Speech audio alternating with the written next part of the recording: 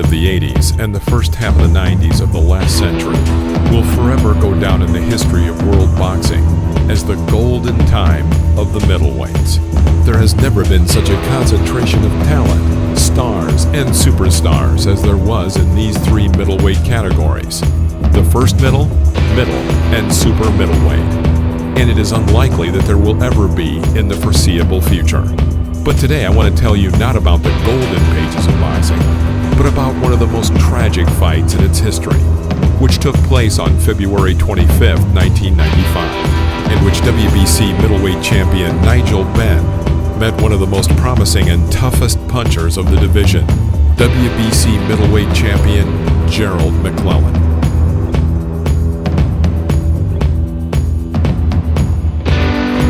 The story begins in 1988 at the National Amateur Tournament, Golden Gloves. In the semifinals, two American talents met in the ring, Roy Jones Jr. against Gerald McClellan. Gerald won.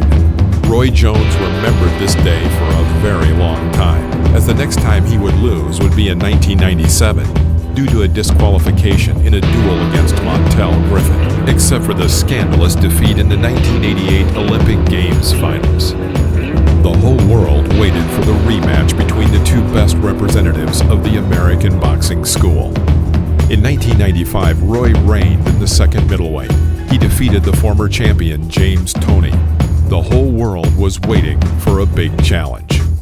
There was only one fight left for the first issue of the pound-for-pound ranking, a revenge match between McClellan and Jones. McClellan's career had developed rapidly, except for two defeats in a row in 1989 that dampened his career. The young boxer did not have the experience of protracted battles, and he twice lost to the decision of the judges. Over the next 5 years, Gerald did not make a single misfire. His first title was not kept waiting. At the end of 1991, John Mugabe was defeated.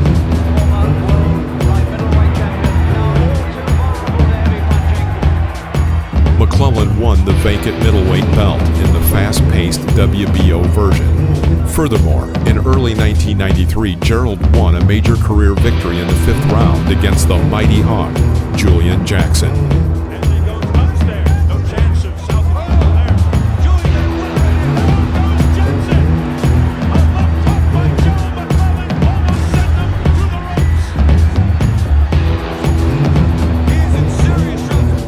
The WBC belt was added to the treasury of the formidable puncher.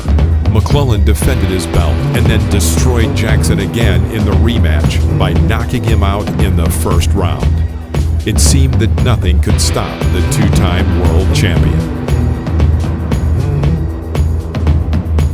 Some people have a unique ability in that everything they touch loses its shine, deteriorates, and eventually dies. And one of the worst things is when they negatively affect other people. Don King did not spoil people, but he destroyed them. We have already released a video about Don King's relationship with Mike Tyson. If you want to see this story, we'll leave a link in the description. The next victim of the Don was Gerald McClellan. The first thing he did after signing the contract was to get rid of the only person who would oppose King, Coach Emanuel Stewart. Don King planned to organize the long-awaited mega fight, a super fight against Roy Jones. However, Roy was boxing in a different category. Don was well aware that a unifying battle would give the greatest effect. The problem was solved early. Before the fight against Jones, McClellan had to defeat one of the second middleweight champions, and King's choice fell on the holder of the WBC title, Nigel Benn. Don and Nigel's promoter Frank Warren sat down at the negotiating table. It was decided to hold the event in London on February 25, 1995. I won world titles away from home. I was not afraid of anyone. Don King told us that he would bring a man whom everyone calls a smaller copy of Mike Tyson. I said I was ready for the battle. The words of Nigel Benn in an interview. Nigel Benn was 32 years old, while Gerald was only 27. Benn had owned the WBC belt for more than 2 years. This was his 7th title defense. However, American experts were tormented by only one question. In what round would Gerald knock out the champion? The most popular opinion was the third round. All talk was about Gerald. No one gave Nigel a chance. At first the odds were 3-1, then 4-1, and before the fight, he was an outsider already at 5-1. Not many people paid attention to the problem that Gerald was switching to the second middleweight. McClellan was one of the scariest punchers of the 90s. His record was impressive. 31 wins, 29 of them by knockout, with 2 defeats, both in 1989. But all this was in the middleweight. How much worse would the quality of his strike be in the new division? The question did not bother anyone. You see, adaptation takes about a year. When I switched from middleweight to second weight, it was hard for me to adapt. My opponent stopped falling from my blows. It took time to take my power to a new level. I got it. Gerald's team didn't care. They miscalculated. They met a guy who could fight back. They looked behind me, said Nigel Benn. Ben was injured coming into the fight. His wife and team strongly recommended that he should wait to heal his injuries and defer his title defense to a later date. However, Nigel was adamant. King and Warren organized everything at the highest level. The hall was packed until people were turned away, and all tickets were sold out in a matter of days. Spectators expected a war, and they got it. The first round was a nightmare for the champion. After 30 seconds, he fell over the ropes from the most powerful series of blows from McClellan.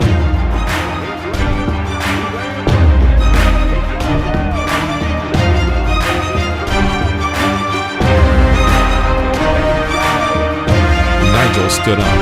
He rested his fifth point on the ropes, turned his forehead under the blows, endured, survived, and was able to hold out for the first round.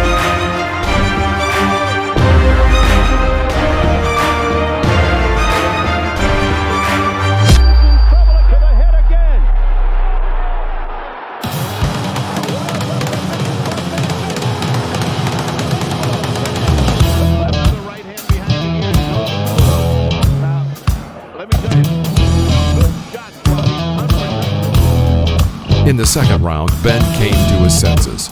His crown strikes at the jump reached their goal.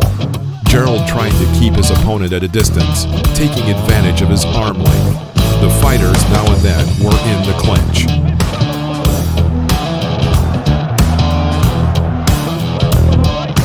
In the third round, Ben's right hand found its target. McClellan answered with his right, but his blitzkrieg strikes failed.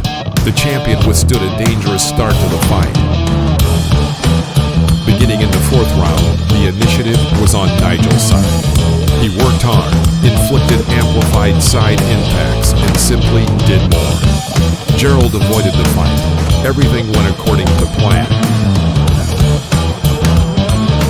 In the fifth round, an unusual moment attracted the attention of the audience. McClellan pulled the mouthpiece out of his mouth and held it with his teeth.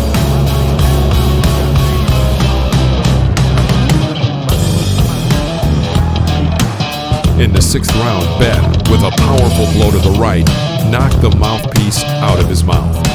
However, the champion believed in his success too much and took a break in the seventh round, and it almost cost him the victory. In the eighth round, the challenger again sent Nigel to the floor. Gerald's right had not lost its power.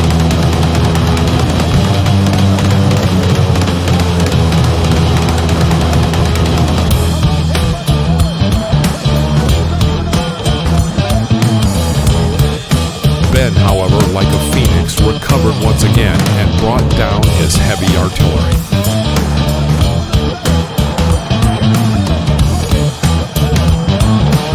Strange things then began to happen to McClellan. The mouthpiece was sticking out of his mouth. He blinked a lot and appeared he was trying to avoid the fight.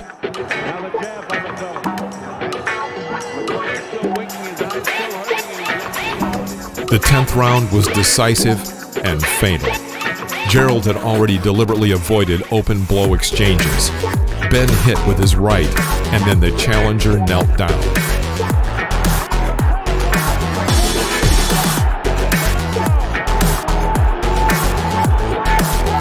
He rose, but was knocked down again after another right uppercut.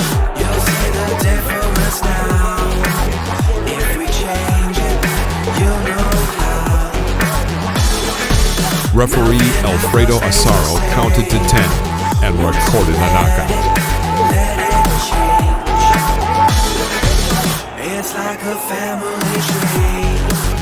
The audience applauded. Nigel Benn defended his belt for the 7th time in a battle where no one gave him a chance. McClellan got up, reached his corner, and sank back to the ring. He then passed out.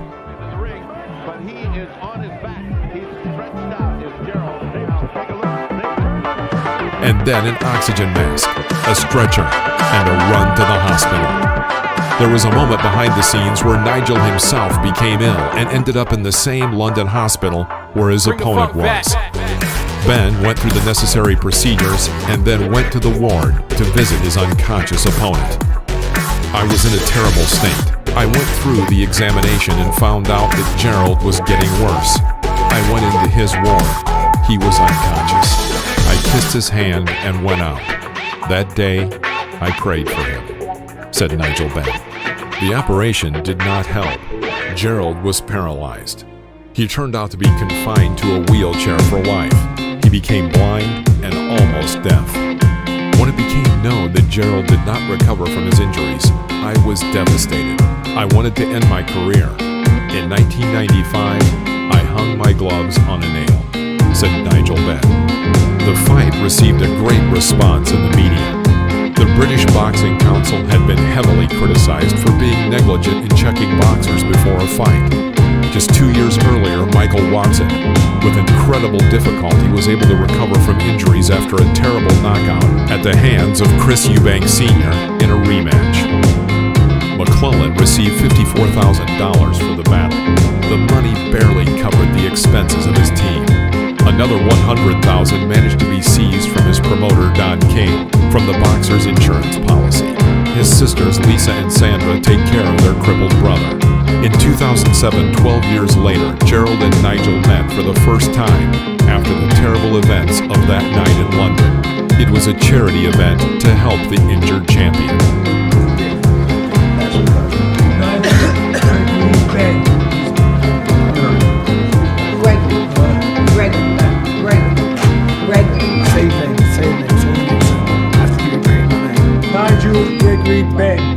Nigel Gregory Benn.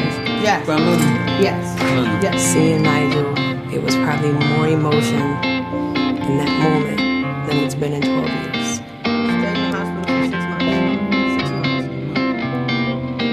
12 years.